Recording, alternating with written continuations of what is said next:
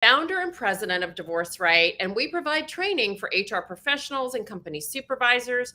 And we provide divorce coaching and case management, providing guidance and direction that your divorcing employees so desperately need.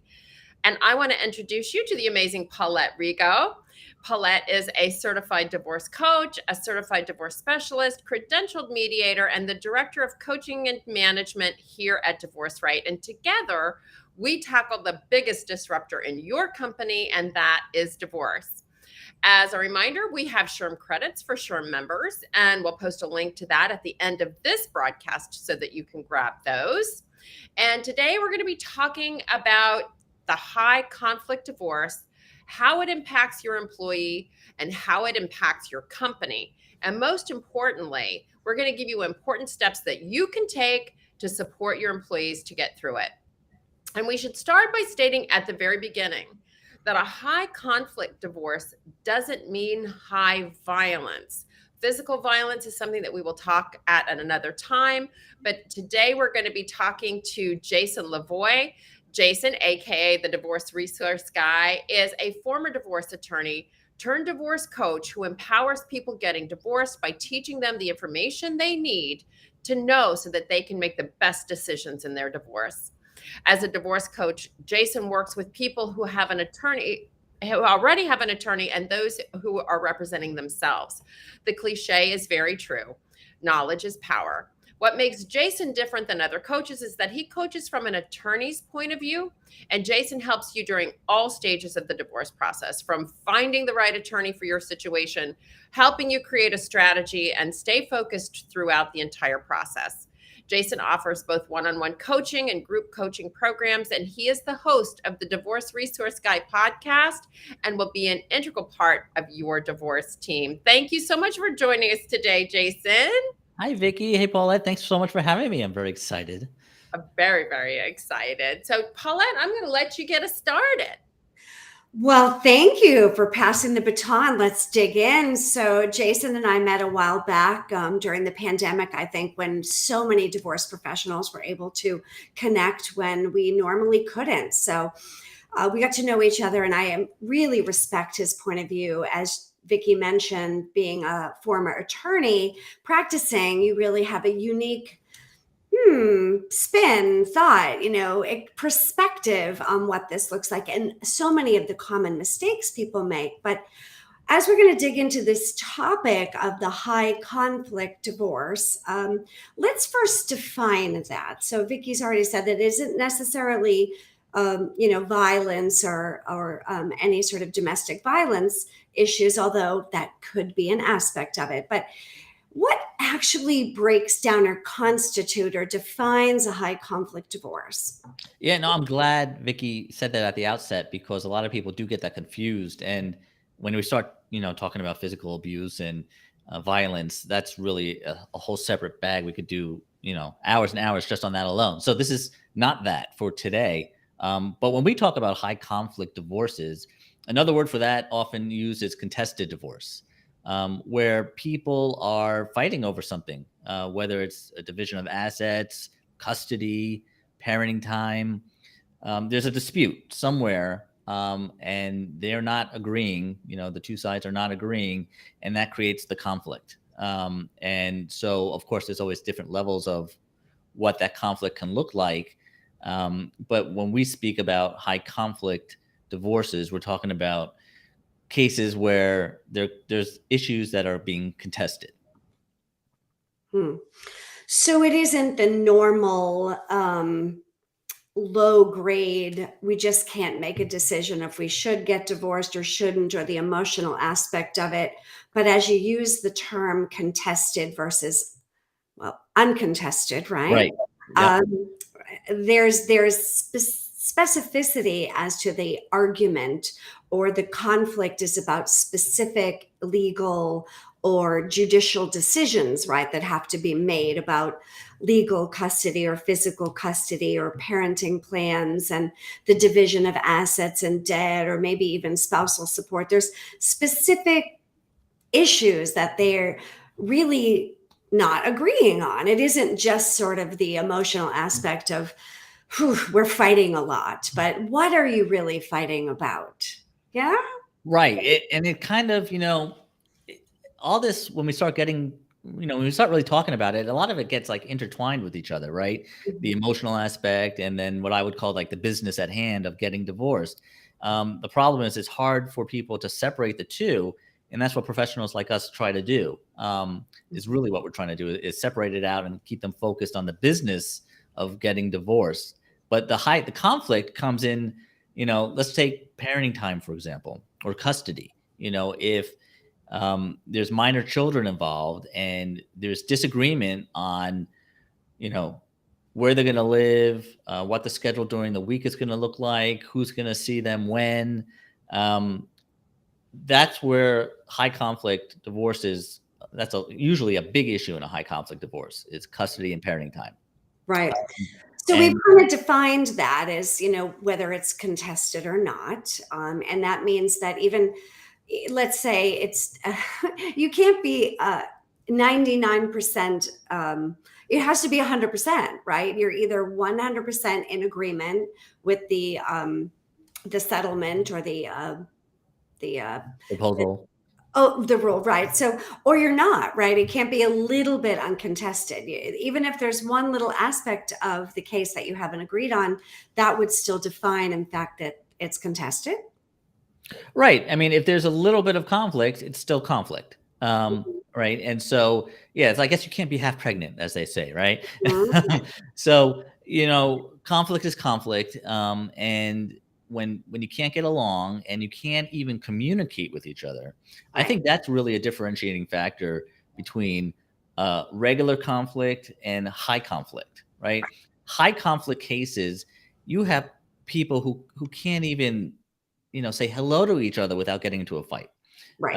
And that's kind of an oversimplification of it, but they can't communicate. If two people could communicate with each other and kind of again handle the business at hand and Mhm. focus on the best interest of the children and okay, we disagree, but we'll handle it like mature adults and do it that way, that would be better. But when you have situations where they can't do that, and Mhm. you're just insulting each other via text, voicemail, or harassing one another, and it's just so dysfunctional.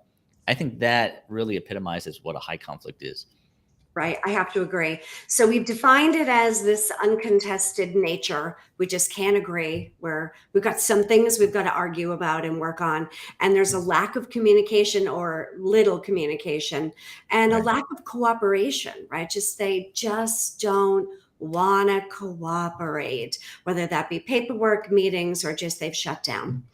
So Yep. let's get into the real nature here. But how would that high conflict divorce affect someone in the workplace now that we know that they're in it, or they now know that they're in it, and it isn't a smooth sailing? How is that going to affect their work, and how would it affect them at work? Yeah, that's a great question, and it's often something that people don't sit down and think about, right? They just go about their lives, and most of the bulk of everybody's day is going to work, right, or and doing your job. And you think your personal life isn't really going to be part of that, but it is. Of course, it is. It's because your job is part of your life, right? You can't really separate out the two, even though we try to do that sometimes. Right. So, you know, if you're going through the first thing I would say, and we all know this, right? Divorce is trauma. A contested divorce is real trauma. So you're going through a traumatic event. Of course, you're going to bring that to your workplace. I mean, it's really, I think it's almost impossible not to. I mean, people can handle it better than others, and they can learn techniques and stuff to handle it better, but it's impossible to totally separate it out, I think. So you're going to be dealing with your contested divorce, let's say, or a high conflict divorce, um, in some facet, whether it's consciously or subconsciously, Mm. in your day. And a lot of it might be subconscious. I'm not a licensed therapist. I play one on TV, but I do see that um, again, it just will, you know, trauma. People deal with trauma, and trauma affects people differently. Um, but it affects you, right? There's no getting around that. Hmm. So I think first you have to recognize that, right? And then you look for signs and symptoms of how that manifests itself, in the workplace. Well, it's true that the workplace and the work life and the home place and the personal life are intermingled, right? It's almost impossible to separate them and have them not integrated at all. And when there's trauma, it's unavoidable to not have that melting or blending in of that stress or trauma that they're experiencing. It's almost impossible for them to not, right? Yeah. Right. And an employer can't expect, or I think shouldn't expect, that their employees should be able to do that. Because we're all human beings, right? We haven't been taken over by robots yet. And so as human beings, we are susceptible to emotion and trauma, and that all has an effect on us mentally, emotionally, psychologically. So, we're not robots where you can say, okay, we're going to flip off the personal life while we're at work, and then we'll wait till we leave and clock out, and then we'll switch it back on. It doesn't work that way. So, for employers to think that that's a possibility or that's the goal, I think is misguided. They need to just deal with the fact that we're all people, and what's happening in our lives is going to affect what happens at work. Right. I see it all the time. So now that we've kind of looked at that idea, when would an employee be likely to feel the effects of high conflict divorce in the workplace? Like, what signposts would HR professionals or business employees in corporate entities, what should they look for? I think they should look for things that are out of character for somebody, right? So if we'll just call her Jane for our example today. If Jane's been working there 2 years, and you kind of have a good idea of who she is or who she is as a person and her emotional, what should we call it? Like her baseline emotional level, Right. for lack of a better way to describe it. Then if Jane starts acting, kind of erratically from whatever her baseline is, and that starts becoming more frequent or a habit, and you're like, well, what's going on with Jane? Those are some red flags, right? That something probably is going on, and it's affecting how she's behaving, right? And so there's nothing wrong with that, but you also don't want to just kind of sweep it under the rug and pretend that it's not happening. So how are we going to, from an employer's standpoint, like how are we going to figure out what's going on with Jane so she feels comfortable enough to maybe even address it, bring it up, and if there's resources available, then that's the whole idea of this, is to have them have these resources that are accessible to them to get the help that they need. Right. So HR or any even peers that just notice, like, hey, what's up with Jane? A change in appearance, a change in mood, a change in diet. Are they eating a whole entire pizza, or they're starving themselves? Change in productivity, change in motivation or enthusiasm. They just don't seem like themselves. They're like a totally different character. Or there's a mood swing, right? One day they're on it, next day they're off. One day they're on it, next day they're off, because there's always going to be those highs and lows based on the trauma, the stress that they're affected by the divorce proceeding. Sometimes it's status quo, and other times, bam, you could get an email that could just blow your day to heck, right? Like, Absolutely. get that email and you're like, well, what do you mean? And then they get a 42-page document that they suddenly have to read, review, approve, sign, and 9 seconds, maybe not 9 seconds, but there's a sense of urgency, right? Where that didn't happen. And all of a sudden their life is just flipped upside. So they're trying to get their report together or, do something. And all of a sudden they have to kind of like, oh, I can't really deal with this right now because I have to deal with this. And now they have to leave early because they got to go pick up their kid. And yeah, everything is just. Yeah. Like how about this for an example? I think this happens more often than not, especially when custody or parenting time is a big issue in the divorce.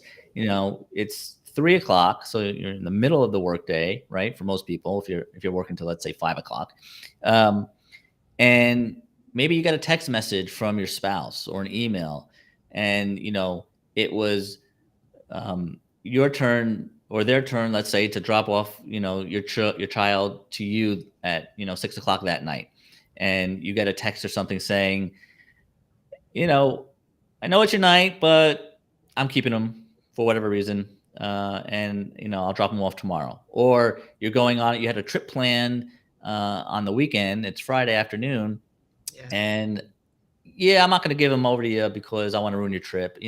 Something intentional, just to screw with them, right? If they get an email like that during the day, what do you think that's going to do to you, right? Yeah, something emotional. Forget about what you're working on. Like, your whole world is now switching to, oh my God, I'm supposed to have my children. I have plans. What am I going to do? He's now threatening, everything's going to switch on a dime to that.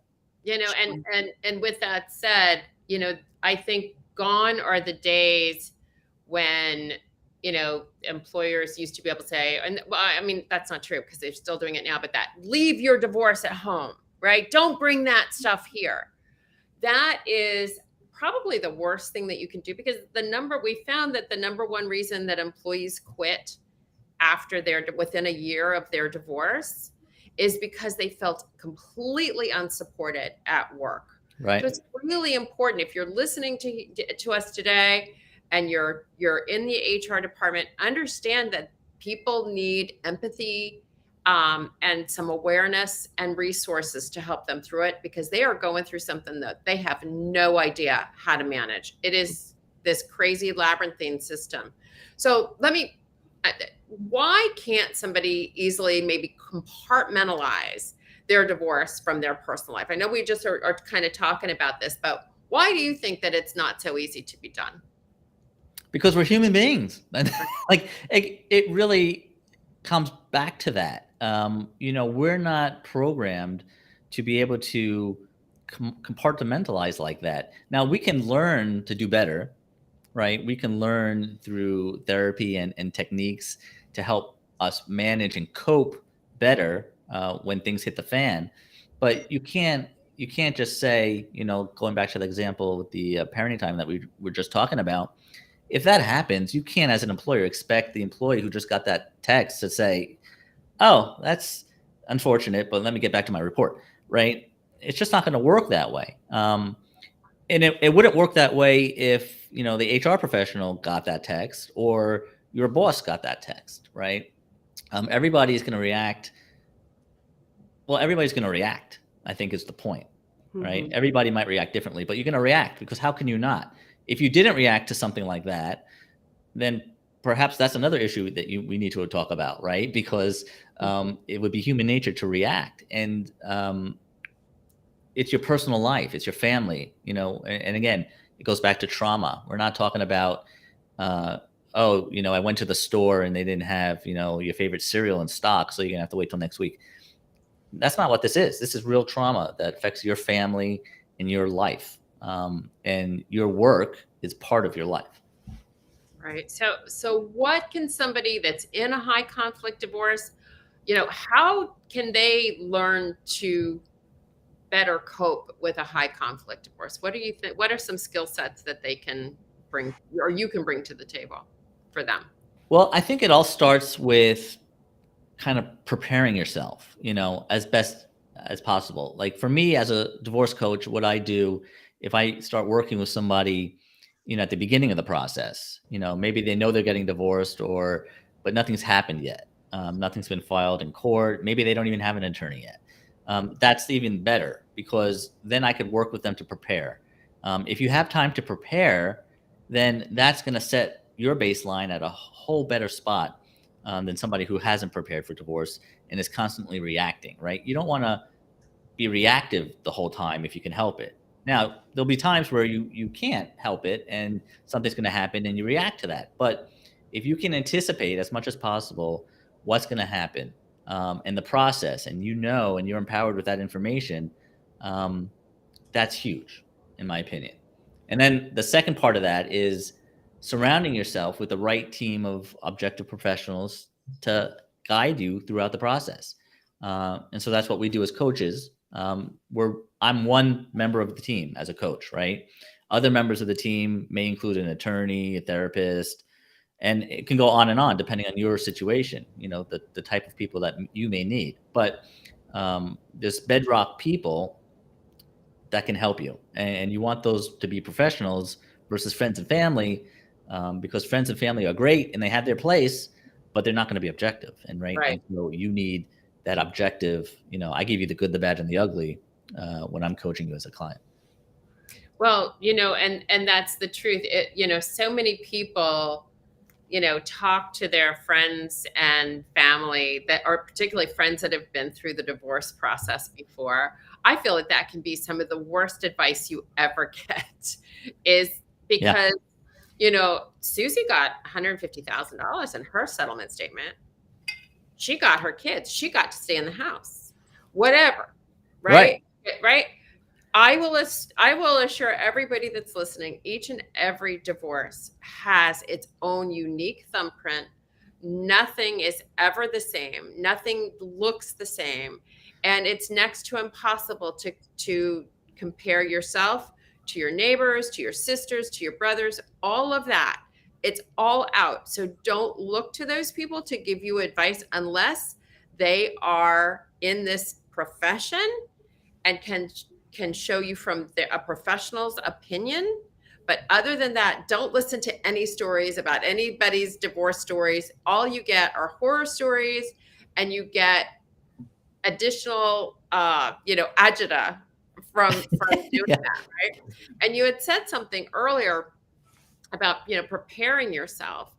That's what we love, here at Divorce Right, is that through our Plan Right program, you can actually get a plan in place for yourself, not for your neighbor, not for your sister, not for your brother, the one that is right for you. And it's when you have that plan in place, what type of divorce, of which, by the way, people, there are 5 types of divorces in this country, 5 ways to end your marriage. It doesn't have to be with the biggest, baddest shark in your community. It can be done where you save money and saving your employees money, getting them the help and support where they don't necessarily have to spend their entire life savings to get out of their relationship.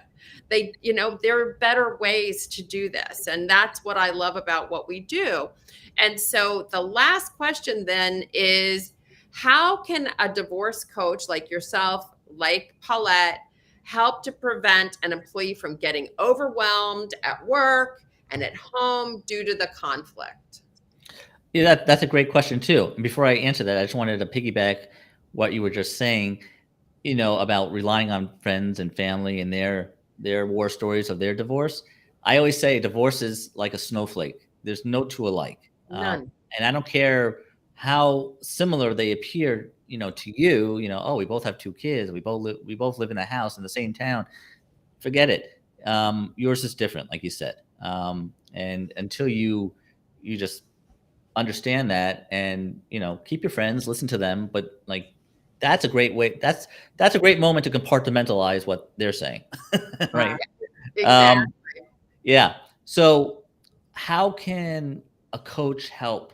Well, because as a member of your divorce team, which is how I like to characterize it, Mhm. oftentimes we're going to be your first point of contact, right? Even when hopefully you'll get an attorney, if you're able to do that. And what do I mean by your first point of contact? So attorneys usually charge hourly, right? And that in and of itself is a huge point of contention with people going through the process. And again, we could spend a whole hour just on that. We But can indeed, because I get, that's what I get on my soapbox. oh yeah, no. And so as a coach, when I stopped practicing as a divorce attorney and became a coach, I purposely structured all my fees to be flat fee based so that wasn't going to be an issue. And I'm glad I did that, because I can't tell you how much time I spend talking with clients about that issue. But it's the nature of the beast, and there's ways to handle it. But having a coach as your first point of contact, right? And you're not afraid to reach out to that person when, you have a question. And then let's say something comes up. The client would call me as a coach, and we would talk it out. And then at the end of that conversation, most of the time at that point, I'll be like, okay, assuming they have an attorney, I say, now go back to your attorney and ask them these 3 questions, right? And what does that do? Then that creates the communication between them and their attorney and makes it so much more efficient. And so their attorney will appreciate that, and they'll only get charged for whatever time it takes to deal with those issues in the email, rather than calling your attorney, spending 45 minutes with them talking about it when that's not really their role, right? They're not a therapist. Right. Um, That can I just say that the worst thing, at least that I see happen, is when people use their family law attorney as their therapist. yeah, no. It is just money, just It is. speaking to somebody that doesn't necessarily understand, know the answer to that. And that's what, one of the things that we hear, time after time after time is that people spend their money talking about the other issues in the divorce process that as an example, special needs children, government benefits, Social Security, Medicaid, Medicare, all of those things. These are attorneys that don't specialize in government benefits, right? Or insurance things, or how to get a mortgage, the things that is necessary for your client to get a mortgage. That's not their job. Their job is the law. So when you use someone like a coach, like our coaches here at Divorce Right, we can set you up with, you've got a religious divorce. Yeah, we'll get you through that. What's your religion? Are you Jewish? Are you Christian? Are you Muslim? Are you Catholic? Let's get you the right person to help you through those problems. Whereas when you keep going back to your attorney, who is, one person that has their area of expertise, they understand the law, but using them to solve all of the other problems can be very, very expensive and not necessarily always in your best interest. Right. And they don't want to do it either. Trust me. I knew, because as an attorney, I didn't want to do it. I would do it. And I would be honest with my clients when I would speak to them, and I say, okay, we're playing therapist now. I'm happy to do it. I'll talk to you for as long as you want. But then when you get the bill, don't complain to me about it. Right. And so I was open and honest about it. But sometimes when they don't have these other professionals on their team to direct their attention to, when it's appropriate. And most people, this is it. Most people think they're getting divorced. The only thing they have to do is hire a divorce attorney, and then they wash their hands of it and they're done. That's not the best way to do it, and unfortunately that's the way most people do it, because they don't know about these better ways to do it. Right. And also working with a divorce coach to supplement quickly what Jason said is it's a very intimate, personal, one-on-one, sacred, safe container where you can feel heard and seen and validated and not judged. You don't have to worry about flaring up drama or family dynamics or taking it to work. You can compartmentalize as best as you can without, understanding that sometimes when you get that last minute text or email at work, processing it, texting, oh my God, do you have a few minutes to talk about this later? So at least you've created a proactive resolution to that one little conflict at the moment. It's they need to really feel understood, and they need to feel that they have that resource they need. I always suggest they have several pads of paper, questions for Paulette or divorce coach, questions for Jason, questions for attorney, questions for therapist. And then they realize oh, what's the overlap? Right. Is it the same question for each person? Are they significantly different questions? They should be. And then you can eliminate, if every single question is the same for me and the attorney and the fiduciary and the mental health professional, that's a problem. And they need to work through that, helping them think rationally, because their mind goes to mush. So, yeah. And that's a byproduct of the trauma, right? Absolutely. Yeah. And right. And I think of it, everybody wears a little hat or stays in their lane. And that's what you want. You want your lawyer to wear their lawyer hat. And I just have pictures of this little top hat everybody's wearing when I do say this, but right. And then, your coach has a little coach hat on, and then your therapist, if you have one, has a little therapist hat on, and we each do different things. And when you put it all together, you have yourself a well-managed divorce. It's not going to solve every problem, because if in a contested divorce or a high conflict divorce, right, you're going to have conflict. But then if you have the tools to handle the conflict and manage it the best way, and again, going back to an employer, if your employees have the tools to manage their trauma in a good way or the best way possible, that's all only going to transfer over to doing better and focusing better while they're at work and doing their job. And teaching them the skills to diffuse conflict, so they don't want to be part of the problem. Right. We need to teach them to be part of the solution. And that will also show up in their work and their productivity, because let's face it, conflict happens at work too. Absolutely. Absolutely. Jason, you have been so awesome. Thank you so much for joining us here today. So do me a favor and let's put your contact information. What's the best way to contact you? So the best way to reach me is through my website, jasonlavoie.com. Keep it easy. And my email is jason@jasonlavoie.com. So feel free to always shoot me a message, and I'll get back to you right there. Perfect. Thank you. So I'm putting this up there right now so that everybody can see that. Wonderful email address for Jason. Jason, you're so awesome. Thank you for joining us today. And everybody else, thank you so much for being on this live LinkedIn podcast. And we look forward to seeing you each and every Thursday at 1 p.m. Eastern Time, where we talk about the things that matter with divorce in the workplace. So thank you all so much, and we will see you all next week. Bye for now.